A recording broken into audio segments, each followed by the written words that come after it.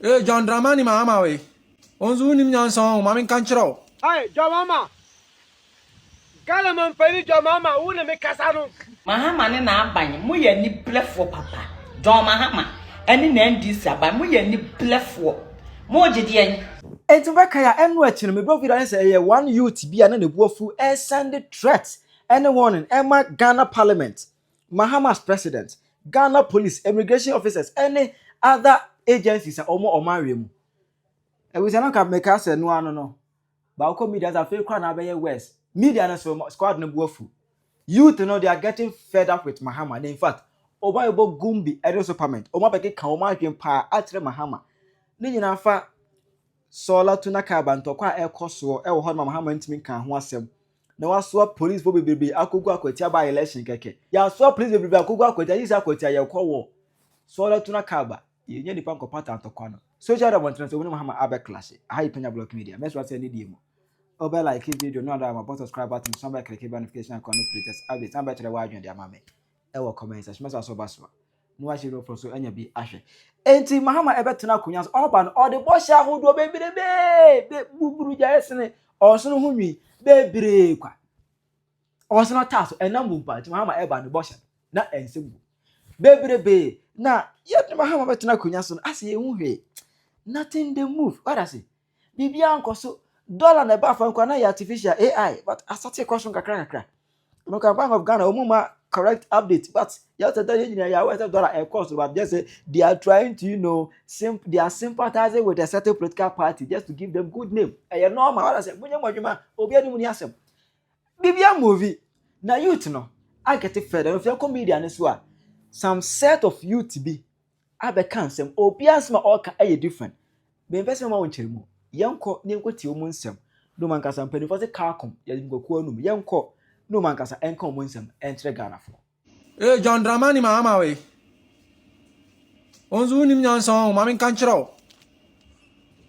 Just for near post for now so do kokogu ye pense akwatia by election ba akopehwe cast to do adeko. Wu nim nyansa wo sa president we nyansa pa dia boss akoko.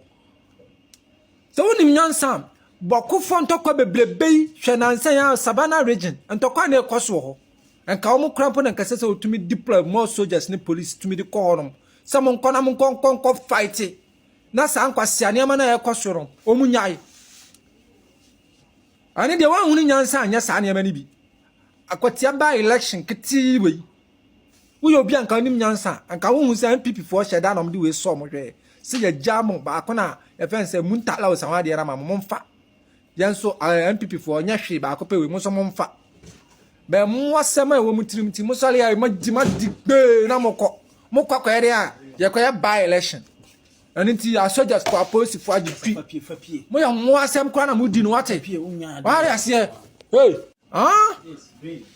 abai amen kanchira so wan su nyansa wo be bra mamuo na wubu no mo wo be bra mamuo ni because so nsa ne wo toto ne ma no koko prices mpo hwede akodu untumi nye ana dollar na wo se wo hu ni se balloon na odi ahyensu ase na ana balloon no ana apai na dollar ne ene nam zongo no hwa no ana ekọ no senka aban ne baaye no ana nko no sunsu omo ya magin se yase ade ye bobo sika no na enwe ye nya sika na ye de suppress dollar ade akọ ade ahye efom sa enka adwen senka dollar no nka wo ba betu sika kakla guo wo de nyansa pa ya dibu man watena fi 8 good years be common nyansa wa nya bi wo de wa jimi too much ni pa fo sa mama nkan kire me telu ma ka kire sa wo ni nyansa wa nkwasa sema wudi wa nkwasa sema nyansa wudi wati ase wo ya kan sem na kire wo ya kan kire ye bie wa dwenim so sunsuo nyansa wo ba ka kire sa na wo ni sika mbotumi da free SHS no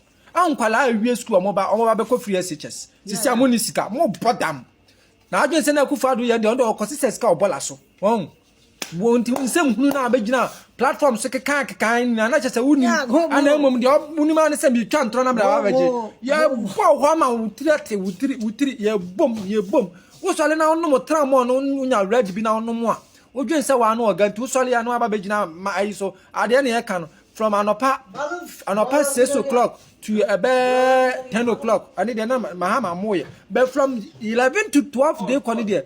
wa wen sabo enti nsem hunu kwa na okeka eni nti wo beje platform ni wie ye na ye de akonwa na ma wo wo wie ya wo be ka chansa mu niska ma bo mo dam jama mu bi jejemo okudato education minister mema mu ni nkwasa asem education minister fan say Haruna wo de dinsem hunu na abate de besi o Ghana ho momna mo ho asena mo nyina mo na mo nya adwuma nsa adwuma mo ntumi nya mo nsifom moa mo ntumi nya adwuma mo nsifom kasi Ghana na yo papa dia na ama me dia e ka kiro wo ntumi nya adwuma no a me sisifom sisi ade emfa ma mo kabintela mo nya botere anya sisi na mo mama start mo ba mo nya bibia mo tumi squander a lot of money over $10 million.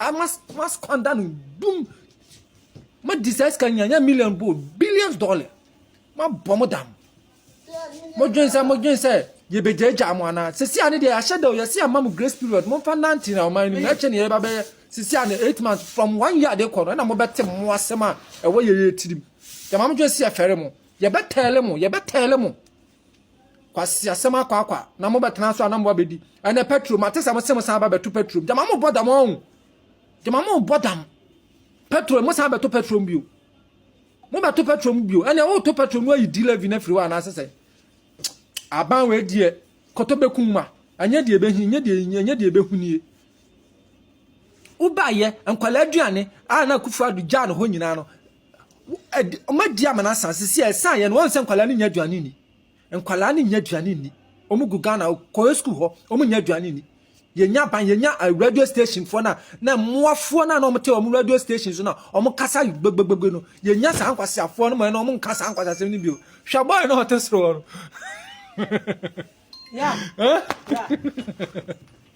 Yenya sangwa siavolo. Ama no munye radio station munye de debut. Calvin Taylor. Mon sole na munka fia SHS dia no na. Mon sole na munka. Na munka duane no nsem. Enkwala ni di papa, enkwala ni nya dan papa ndem. Mo ka che se mo ba within 6 months pepe. Double track na be free ho. Ana mo na kwa 2027. Onse mo ye moa. Omo moto abama NDC fo nyina asabi bebre na ajimi fo nkwanto omo nim nyansa ono anse omo sole ya mama bato so ya me card so ya kwato aba ye dondamani nkokwa nketenkete mua ye o card ye per muasem John se wanya John sem na wo ye no ankwan ko nja mamu a obedwo ma metwe kona kwa ya dwuma no kona kwa ya dwuma na wo se dwuma na wo ba so ba ya dwuma wa bodam onya gbami. Hey, John Mahama. Ghana man pay John Mahama. Who ne me kasano? Urugu ne kasano. Le wa tebubu. What do we say nanjalo? We are very careful. Tata edwa 4 million. Utu a bro bag so 3 million. And tata. It's video we win saka. You're very careful. You no sika ndindao. Video with them and pay. Video through ball. Assemblyman, ube DC, ube MP, ube minister no. One no sika o dansima reda. Kwasi mi bisao. Sha last year na jawa ai ba o miani akufo ateso no. Me to bro 10 million. Bis 30 million. Sa utung abro 100 basa. Tata ututo 1 billion. And that sa utung abro 10 basa. It's 100 million. Motor crane to motor crane to I didn't think away, sir. Hey, you no go in Dindo. The cocoa bag, Otun say, Otun 60 million. A bro bag of 4 million. I'm on a 1 bag of 5 million. Difference being the room. Tata, Edwa 4 million. Utu a bro bag of 3 million. And you not tata. It's a video where we saka. You're very careful. You no sika ndindao. Video with them and pay video through ball assemblyman. Ube DC, ube MP, ube minister no. One no sika o dansima reda. Kwasi mi bisao. And the master you're very careful. You never know what it is no. So we so but tell bros boss wa. Moto cheso. Some moto ya 180 million. Fabra 70 million. Abobo ya Fabra 120 million. And the other with problem.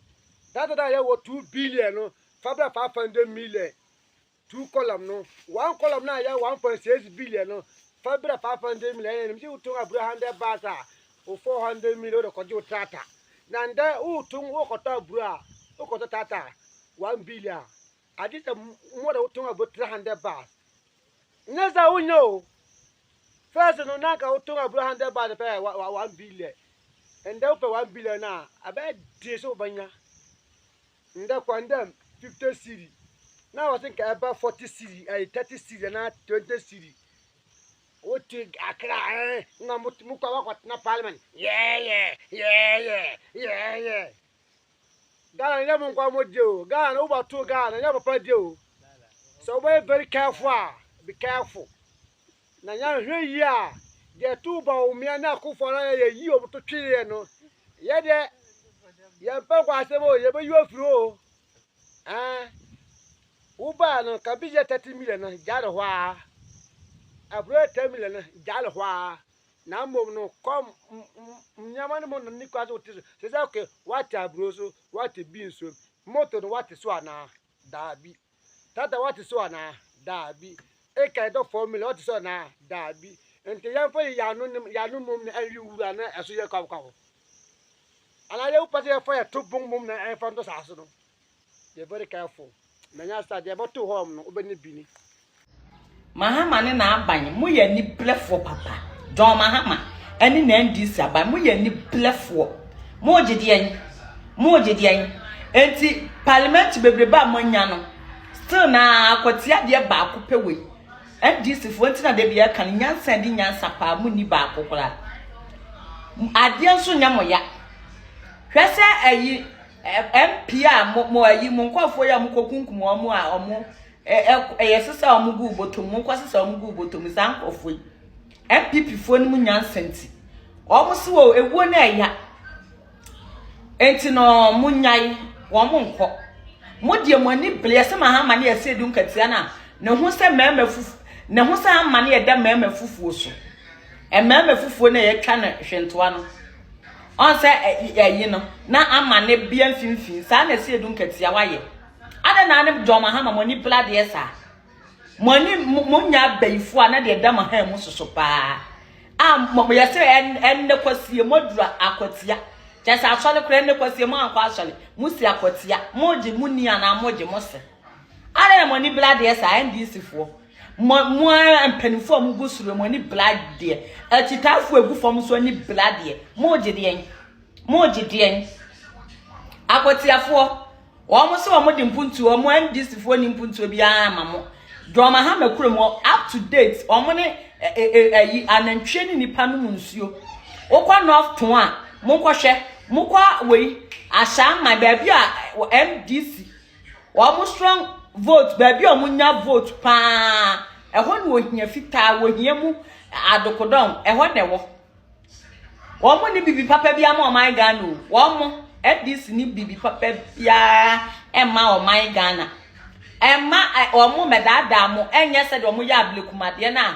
wo mo di katasi aniade ne kwase asem baaye no mesi akotiafo ema na mo wo mu no mo ma mo kunu no mo ne mo mponafo mo emu mo na mo pe bucket na mo nne na mo no so nta ho enne kwasie enu etin eye benada no na abulu mo pe bucket pa mo de mo pe jelikan na mo nim pimpim obi obani bia no abehwegu obi obani bia no abehwegu no di ma dwon so ata ho na mo bulu no enne tu ebenada no na abulu na mo asese ma pe ayi cap bi na mo de ma pe cap bi na ma pe polythene bag black one na mo asese bi agum ne kurokura mo na mo hu ba bia nkwasiafo NDC fo na bo chenku na mo gina no na ma denchi mo de ginjam wo mo ani so ma denchi adinjam wo mo ani so na mokọ ebi so mo ba no ense kan ni ntuo ne nkwasiade ebi ni de mese mo nhye ne nansa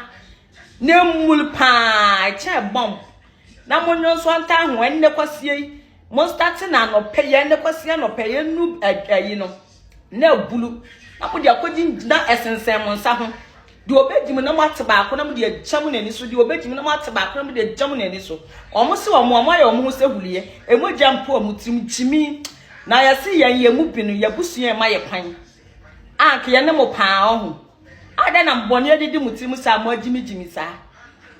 Si Mahama nia wasa wo ye na de wo nye. Wonye si edun katia masasa mo batakalisa ayi. Akonfo akotena ho ne kwasie.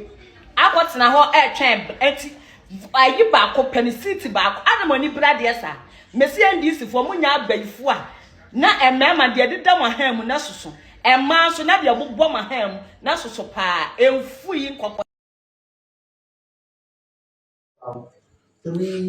Today, I don't know, but it is good sometimes to look for a change.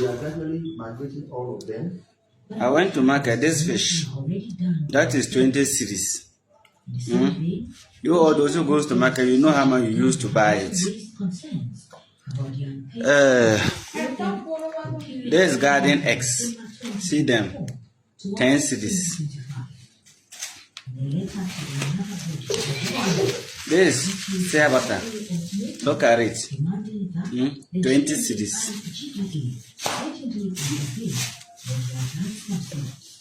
1 pound of meat,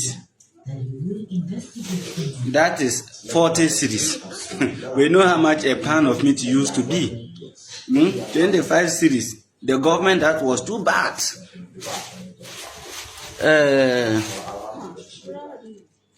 See this cabbage. That's 15 cedis. The government, that was too bad. We are buying it 5 cedis.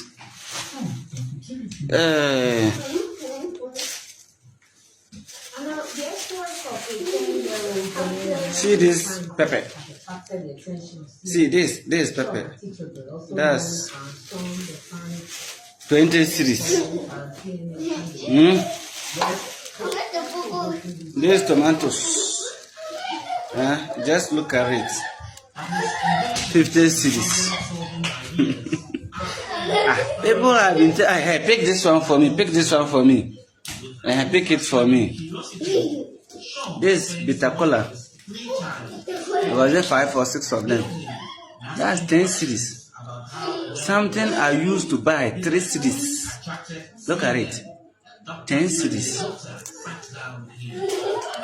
Well, you see, sometimes let's not do politics about everything. Let's not do politics about everything. All these things we used to complain, they were even cheaper. But today, 2025, who will we blame? Should we say John Mahama is responsible? Or NDC government? Oh, where is the yam? I've forgotten of the yam, Kura. The yam. 3 pieces, unless you see them. You see the size. 50 cedis. Unless you see, where is it? Look at it. Oh, I wish I could remove one so that you would have seen it. 50 cedis. You see, let's solve our problems and stop some petty politics when things are going high. So when in someone you to more a worker and say ready a news of super a being some are no ashi esne to draw ubet much the wagin amame ever comment session I Penyah Media Accra.